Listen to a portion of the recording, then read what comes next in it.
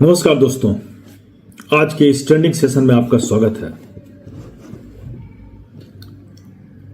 आज यह दौर जहां हर पल ट्रेंड्स बदल रहे हैं, खबरें सिर्फ सूचना नहीं एक एहसास बन जाती है। हर सवाल आती है टेक्नोलॉजी ब्रेक थ्रू, फिल्मों की गूंज, खिलाड़ियों की वापसी और आम लोगों की खास कहानियां। रील्स से लेकर रियल तक हर स्क्रॉल, हर ट्रेंड अब हमारे आज और कल को कटता है। तो आइए इन बदलते ट्रेंड्स की धड़कन को महसूस करें और जानते हैं इंग्लैंड बनाम भारत का चौथा टेस्ट में लेटेस्ट अपडेट क्या है। लेटेस्ट अपडेट के अनुसार भारत और इंग्लैंड के बीच चौथा टेस्ट रोमांचक मोड़ पर है। शुभमन गिल और यशस्वी जायसवाल ने शानदार शुरुआत की। भारत की स्थिति में टॉप ऑर्डर मजबूत दिखा, मिडिल ऑर्डर पर भी नजरें हैं। अक्षर पटेल की गेंदबाजी भी चर्चा में रही। थोड़ी देर के लिए बारिश ने खलल डाला था, लेकिन फिर मैच शुरू हो गई। लोकेशन है ओवल, इंग्लैंड। इंडिया ने फर्स्ट इनिंग में 50 के पार स्कोर को पहुंचा दिया है। शुरुआती झटकों से बचते हुए दोनों बल्लेबाजों ने, यशस्वी जायसवाल और केएल राहुल ने समझदारी से खेलते हुए रन को जोड़ना शुरू किया। अब अभी लाइव भारत का स्कोर है 1 विकेट पर 57 रन। यशस्वी फॉर्म में दिखे तो राहुल ने जिम्मेदारी निभाई। इंग्लैंड की गेंदबाजी फिलहाल फीकी है। अभी तक तो मुकाबला संतुलित है, लेकिन भारत धीरे धीरे मजबूत स्थिति की ओर बढ़ रहा है। अब रॉक की दुनिया में शोक की लहर। ओजी ऑसबॉर्न का निधन हो गया है। मशहूर heavy metal band black Sabbath के लीड सिंगर ओजी ऑसबॉर्न का 76 साल की उम्र में निधन हो गया। उनका आखिरी परफॉर्मेंस कुछ हफ्ते पहले ही उनके होम टाउन बर्मिंघम में हुई थी। बैंड के साथी, उनके बैंड के जो साथी थे, टोनी लोमी ने कहा, हमने अपना भाई खो दिया है। मेटालिका ने उन्हें हीरो एंड इंस्पिरेशन कहा है। फैंस ने बर्मिंघम की सड़कों पर फूल और मेमोरेबिलिया रखकर श्रद्धांजलि दी। ओजी ने सिर्फ म्यूजिक कैरियर नहीं जिया, बल्कि एक लीजेंड बनकर कई जनरेशन को प्रेरित किया है। यह एक युग का अंत है, लेकिन यादें हमेशा जिंदा रहेंगी, ऐसा फैंस का कहना है। अब जानते हैं तनुश्री दत्ता के बारे में। तनुश्री दत्ता का भावुक वीडियो वायरल है। उन्होंने मदद की गुहार की है। बॉलीवुड में मी टू आंदोलन की आवाज बनी तनुश्री दत्ता ने एक भावुक वीडियो शेयर कर अपने घर में हो रही परेशानियों को लेकर खुलासा किया है।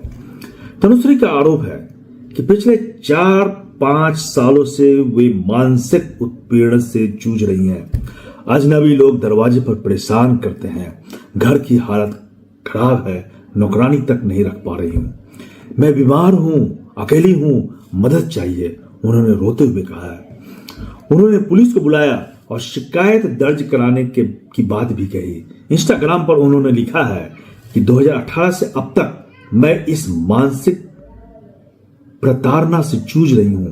आज तंग होकर पुलिस को कॉल किया है। उनके मुताबिक बिल्डिंग में अजीब आवाजें, डोरबेल बजाकर डराने जैसे मामले भी चल रहे हैं। तनुश्री ने पहले भी अभिनेता नाना पाटेकर पर उत्पीड़न का आरोप लगाया था, जिससे बॉलीवुड में मी टू की लहर चली थी।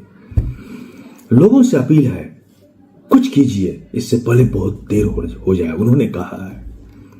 इस तरह से हम देखते हैं कि बॉलीवुड की स्थिति किस तरह का है, ये वीडियो बयां करती है। अब जानिए, इस गर्मी में आर्सेनल के प्री सीजन मुकाबले। आर्सेनल ने शुरू की अपनी 2025-26 सीजन की तैयारी और लाकर धमाकेदार प्री सीजन शेड्यूल दिया है। सिंगापुर में भिड़ंत है एसी मिलन और न्यूकैसल यूनाइटेड से। हांगकांग में नॉर्थ लंदन डर्बी। टक्कर होगी टोटेनहैम हॉटस्पर से। घर वापसी पर मुकाबले। मिलार रियल और फिर इमिरेट्स कप में एथलेटिक क्लब से। इन सभी मैचों को देख सकते हैं आर्सेनल की वेबसाइट पर केवल $14.99 में।